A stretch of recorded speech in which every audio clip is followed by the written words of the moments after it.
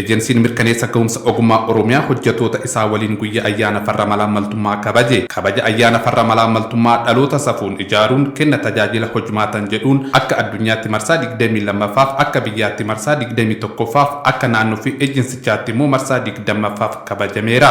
Ejensii mirkaneessa ga'umsa ogummaa Oromiyaatti Daarektoreetii deeggarsaa fi hordoffii dhimmoota naamusaa fi farra malaamaltummaa obbo Waaqshuun Badiqaa haasawaa taasisaniin safuu fi safeeffannaa ganamaan qabnu gonfachuun kenni tajaajila mootummaan ummataaf kennamu kamiyyuu hojmaatan karaa iftoominaa fi itti gaafatamummaa qabuun hojiirra oolchuun malaamaltummaa ittisuun fayyadamummaa ummata keenyaa mirkaneessuuf hojjetamuu qaba jedhu. Dhaloota safuun qaruudhaanii ijaaruudhaan hojimaata keenya immoo kenna tajaajila keenyaa immoo hojimaata sirriidhaan akka hojii hojjennuu fi bakka jirru hundumaatti itti gaafatamummaa fi iftoominaan duudhaa keenyaa fi aadaa keenya ganamaatiin safuuf safeeffannaa keenya ganamaatti deebinee hawaasa keenya karaa iftoominaa fi itti gaafatamummaa qabuun karaa qulqullinnaa fi annarraa bilisa ta'een akka hawaasa tajaajiluu fi kaayyoon isaanii guddaa. Dhaloota safuu fi naamusa gaarii qabu malaamaltummaa fi hojmaata badaa hadheeffatee balaaleffatu horachuu qabna kan jedhan obbo Waaqshuun qabsoo farra malaamaltummaa keessatti hawaasa abboomsuun hojjechuu qabnas jedhu. Miidhaa guddaa qaba nama dhuunfaarraa kaasee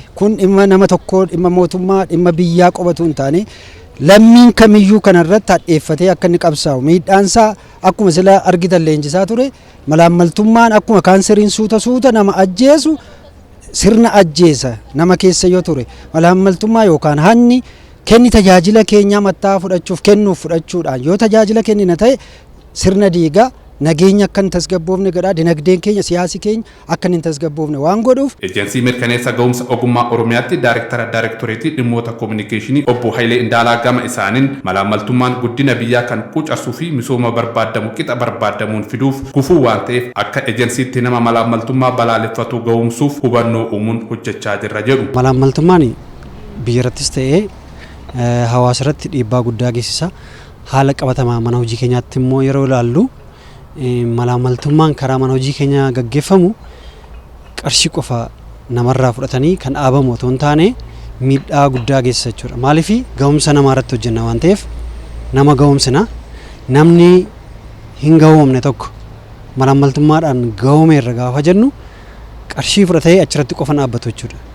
Namni hin ga'oomne gabaa hojiitti makamee gabaa hojii sana keessatti immoo dhiibbaa garaagaraa geessisaa jechuudha. Kanaaf achitti waan dhaabbatu miti jechuudha. Kanaaf akka mana hojii keenyaatti akka ejensii mirkaneessa ga'umsa ogummaa Oromiyaatti malaamaltummaan dhiibbaa guddaa hawaasa irratti biyyatti irrattis waan geessisuu fi hin balaaleffannaa. Abbaa dhimmaa boonsinee tajaajiluu qabna malee boochisuu hin qabnu kan jedhan obbo Hayileen guyyaa ayyaana farra malaamaltummaa sabeeffachuun akka ejensichaatti sababa adda addaatiin haadholii fi daa'imman hanqina dhiigaa isaan mudatuuf akka oolu arjooma dhiigaa taasisnee jirras jedhu. Namni hundumtuu safuu duudhaa Oromoo eegee hojii gahee hojiitti kenname akka hojjetamu akkasumas immoo duudhaa mana hojii keenyaa eegee naamusa gaariidhaan hojii isaa akka hojjetu gahee hojii isaa akka bahatuu fi hawaasni boohee otoo hin taane boonee tajaajila argachuu akka inni qabu hubannoo argataniiru akkaataa kanaanis tajaajila kennuuf qophiidha jechuudha.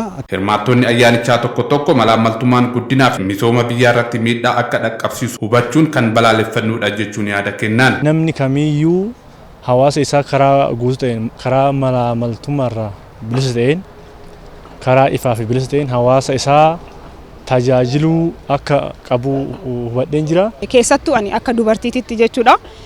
Karaa abbaa manaa kiyyaatiinis haa ta'u karaa qaama nama biraatiin malaamaltummaan kufaatii biyya irratti geessisu hambisuudhaaf ejjennoo cimaa qaba. Guyyaa farra malaamaltummaa kabajuu jechuun rakkoo farra malaamaltummaatiin ga'an maqsuuf akkaataa itti maqee biyyi itti guddatu laaluuf malee guyyaan kun guyyaa kabaja jennee yoo laallu rakkoo inni fidu rakkoon uummata irratti gahaa jiru rakkoon ijoollee dubartoota irratti qaqqabsiisaa jiru rakkoon biyya irratti qaqqabsiisaa jiru batee hojjetaan keenyas kana keessaa bilisa ta'ee biyyi akka guddisuuf.